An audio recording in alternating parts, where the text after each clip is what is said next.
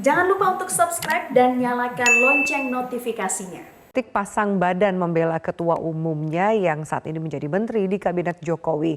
Mereka menepis anggapan bahwa menteri berlatar belakang partai politik saat ini tengah sibuk memoles citra demi Pilpres 2024.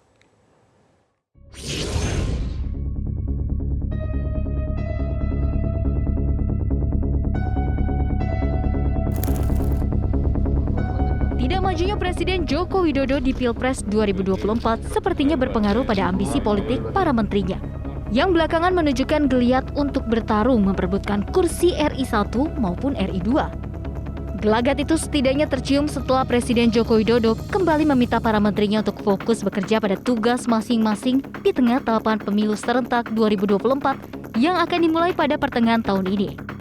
Yang berkaitan dengan tahapan pemilu 2024 yang sudah akan dimulai pertengahan tahun ini, saya juga minta menteri, kepala lembaga agar fokus betul-betul bekerja di tugasnya masing-masing.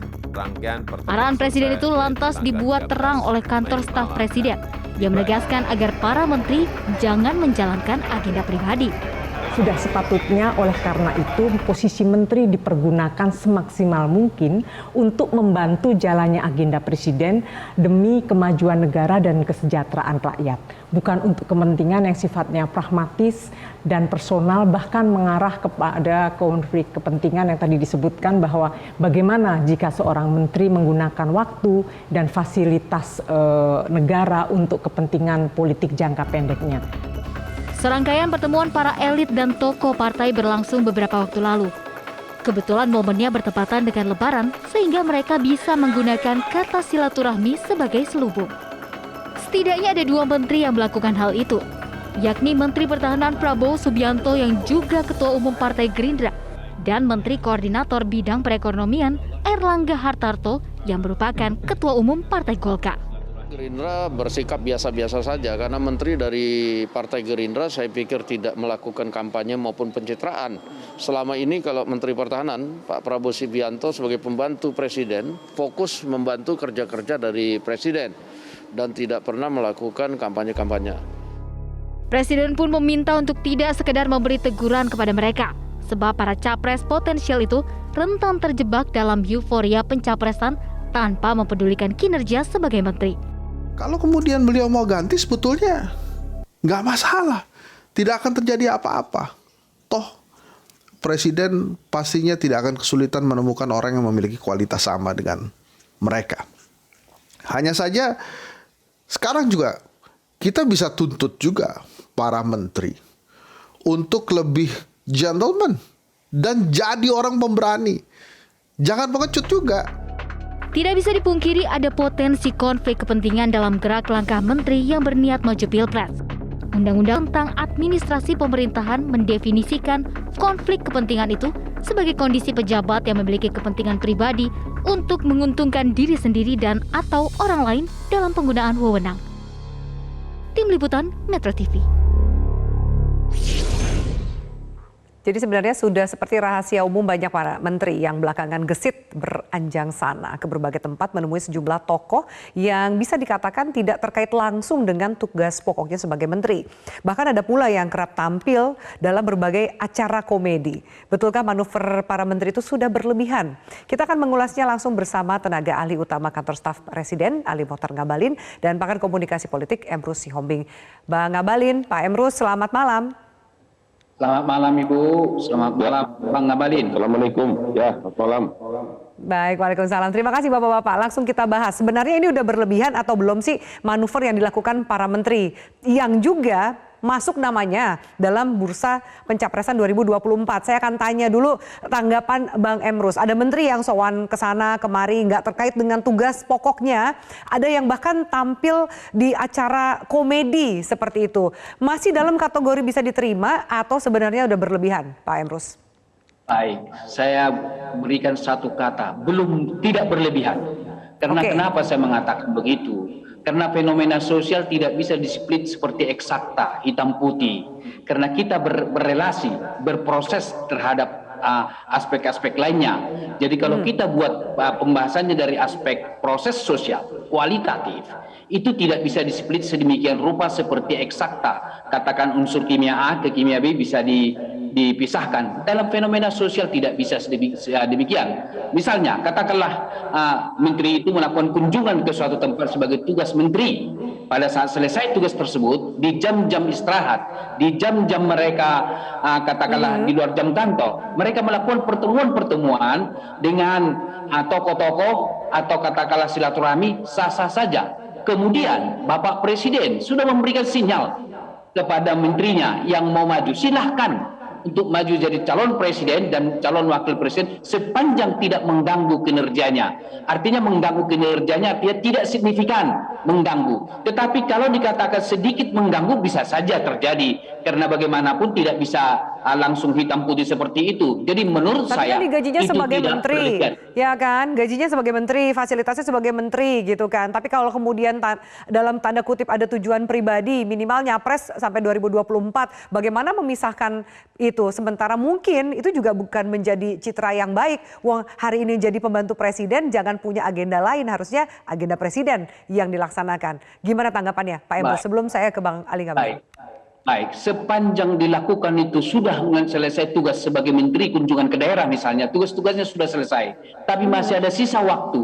Itu kan adalah suatu kreativitas yang digunakan oleh teman-teman menteri. Kemudian teman-teman menteri yang mencalonkan diri menjadi calon presiden, ada dua hal saya melihat di situ. Untuk kepentingan bangsa dan negara 5 tahun ke depan, saya tidak tahu kalau tidak ada warga negara kita tidak ingin mencalonkan diri menjadi presiden. Jadi suatu hal yang kita support ketika para menteri ini ingin mencalonkan diri menjadi presiden, itu untuk kepentingan bangsa dan negara. Yang kedua, saya mau katakan bahwa teman-teman menteri yang ingin maju tersebut adalah suatu keberhasilan daripada Bapak Joko Widodo. Artinya kaderisasi di kementerian, di menterinya, pembantu-bantunya berhasil Joko Widodo mengusung atau mencalonkan atau berkeinginan untuk jadi calon presiden. Berarti Joko Widodo telah mempersiapkan calon pemimpin dari menterinya untuk mengganti beliau 5 tahun yang akan datang. Demikian. Waduh, oke. Bagaimana Presiden Joko Widodo menyiapkan calon penggantinya? Saya akan tanya lebih jauh ke Bang Ali Ngabalin. Saya minta komentar lebih jauh soal statement yang tadi disampaikan oleh Bang Emrus, termasuk juga soal fasilitas dan juga penugasan dari sebagai menteri, sebagai pembantu presiden. Ya, terima kasih Afi, terima kasih Dr. Sihombing. Saya ingin menyampaikan bahwa memang sebagai Presiden Joko Widodo tidak saja sebagai kepala pemerintahan, tapi juga sebagai kepala negara. Itu kita sepakat dan itu konstitusi menyebutkannya seperti itu. Kalau kaitannya dengan apa yang disampaikan oleh Bapak Presiden terhadap para menteri ini, kan kita tahu bahwa Bapak dan Ibu yang terhormat anggota kabinet ini kan adalah pejabat publik. Jabatan menteri itu adalah jabatan politik. Politik orang bernegara, politik dalam memberikan pelayanan kepada masyarakat. Sehingga kalau Presiden menyampaikan pesan sebelum beliau terbang ke Amerika Serikat tentang pentingnya melakukan kinerja yang baik di sisa waktu 2 tahun ini, saya kira itu hal yang wajar-wajar saja, Mbak Afi. Dan yang kedua, seluruh pergerakan Bapak Ibu para menteri yang terhormat itu dijamin dan dibiayai oleh anggaran pendapatan belanja negara. Uang-uang yang diambil dari pajak-pajak masyarakat dan dipakai untuk mendatangi masyarakat dan melayani masyarakat. Itu sebabnya saya kira sesuatu yang penting, ada yang harus kita cermati dengan baik dalam rangka memberikan pembelajaran juga kepada publik terkait dengan pejabat-pejabat publik yang begitu fokus bekerja. Karena dari awal Presiden telah menyampaikan bahwa tidak ada visi menteri, yang ada itu adalah visi Presiden dan Wakil Presiden. Jadi jelas, transparan, tidak ada yang disembunyikan dan seluruh pergerakan Bapak Ibu para anggota kabinet itu. Untuk melakukan gerakan itu, apakah izinnya langsung ke Presiden atau ke pihak mana, Bang Ngabalin? Bukan, kalau sampai sekarang ini kan kita tahu bahwa berdasarkan ketentuan Undang-Undang Nomor 7 Tahun 2017 tentang pemilihan umum, itu kan ada tahapan-tahapannya. memang ini tahun-tahun politik, tetapi kita tidak boleh terlalu maju karena para menteri, Bapak Ibu, para Menko ini kan masih bekerja dalam satu patronasi yang dilakukan oleh Bapak Presiden. Dan yang kedua itu, kan kita tahu juga bahwa Presiden punya ukuran, Presiden punya standar, dan beliau memiliki kewenangan untuk bisa memberikan penilaian terhadap reward and punishment yang ada pada pembantu beliau. Saya kira seperti itu, Afi. Oke. Nah, kalau gitu apa bentuk reward dan punishment yang diberikan oleh Presiden sesuai dengan raport atau penilaian yang dimiliki oleh Presiden? Ada juga menteri yang performanya dianggap di mata publik buruk. Misalnya menteri yang berusaha dengan minyak goreng sampai saat ini juga tidak di-reshuffle gitu. Nah, itu seperti apa penilaiannya? Ya, kalau di ruang publik bisa saja, siapa saja boleh melakukan penelitian, kemudian melakukan survei. Apalagi kalau survei itu dibumbuhi dengan orang-orang yang belum move on, kacau kan?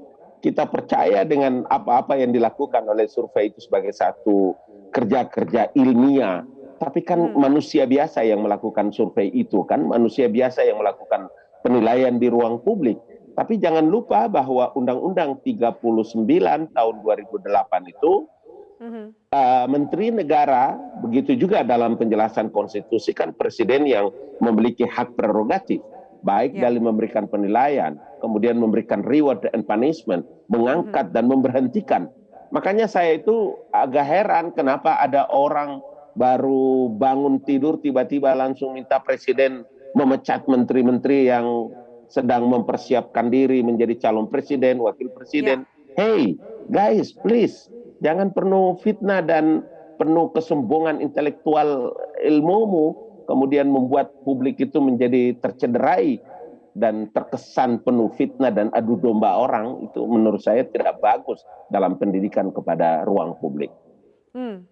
Baik, sekarang 2022, sebentar lagi 2024. Kalau kemudian kinerja 2022 saja seperti ini, kemudian jadi menteri tapi rasanya pres, bagaimana nanti ke depannya? Tanggung jawabnya jangan-jangan seakan nanti lebih kepada partai politik dibanding dengan tugas yang diberikan, amanah yang diberikan oleh Presiden sendiri. Bang Abalin.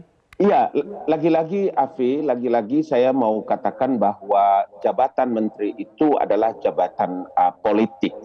Apa-apa yang dilakukan oleh Bapak Ibu para anggota kabinet yang amat terpelajar, yang terhormat, itu adalah orang-orang pilihan, orang-orang yang memiliki komitmen intelektual yang baik, memiliki komitmen moral yang tinggi. Mereka membuat fakta integritas dengan Presiden Joko Widodo. Sehingga tidak perlu kita ragukan, dan itu menjadi bagian yang dimiliki oleh hak dan kewenangan Presiden yang bisa memberikan penilaian kepada para menteri, Bapak Ibu yang terhormat itu.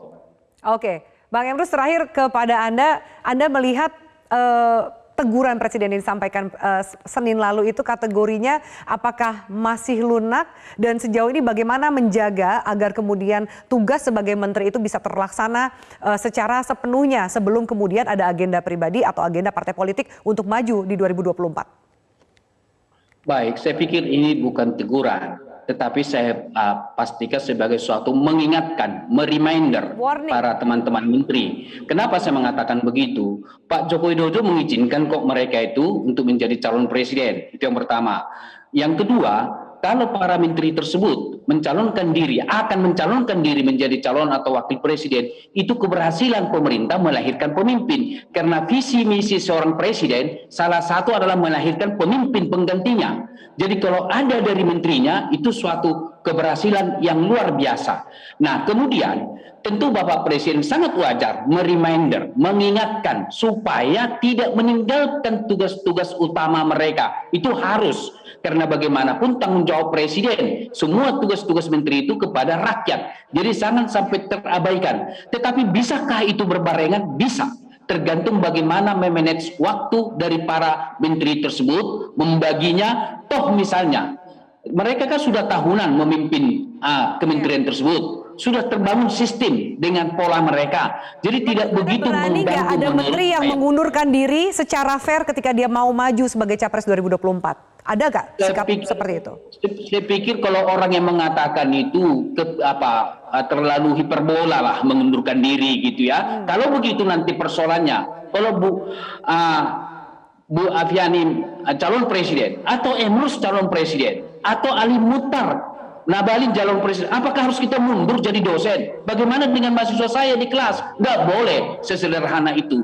Jadi tidak harus mutlak. Tapi bagaimana mereka menggunakan memanage waktu itu dengan baik? Karena memang ketika mereka mencalonkan diri menjadi presiden atau wakil presiden, untuk siapa? Untuk bangsa dan negara. Saya tidak terbayang oleh saya. Tidak ada orang mencalonkan diri menjadi pemimpin. Itu kegagalan pemerintah kita. Itu kegagalan dari partai politik untuk melahirkan. Jadi justru kita mengatakan ini suatu hal yang baik ketika menteri-menteri mau mencalonkan diri menjadi calon presiden dan wakil presiden, tapi sepanjang tidak mengganggu kinerjanya sebagaimana dilakukan dikatakan oleh Bapak Presiden reminder, dan sekaligus tidak menggunakan diskresi-diskresi tertentu. Misalnya katakanlah sekolah kementerian yang memimpin kementerian tertentu memanfaatkan kebijakan-kebijakan program-program pada saat-saat menjelang pemilu misalnya, itu tidak boleh, harus dilakukan. Sekalipun dikatakan, oh ini sudah bagian dari program kami, itu kan suatu akal-akalan saja. Jadi oleh karena itu kedewasaan kita di dalam berpolitik, di dalam berwacana di ruang publik kita harus pegang. Kemudian kalau ada teman-teman mengatakan ini manuver, bukan manuver ini. Kalau manuver kan artinya ada suatu perputaran yang 180 derajat, tidak. Ini adalah inline dengan pembangunan bangsa dan negara kita. Lihat sejauh mana kedewasaan para penggawa politik di negara ini, termasuk juga bagaimana mereka mengedukasi, memberikan pendidikan politik terutama kepada masyarakat. Terima kasih banyak Bang Ngabalin dan juga Bang Emrus atas waktu dan diskusi kita di Prime Time News.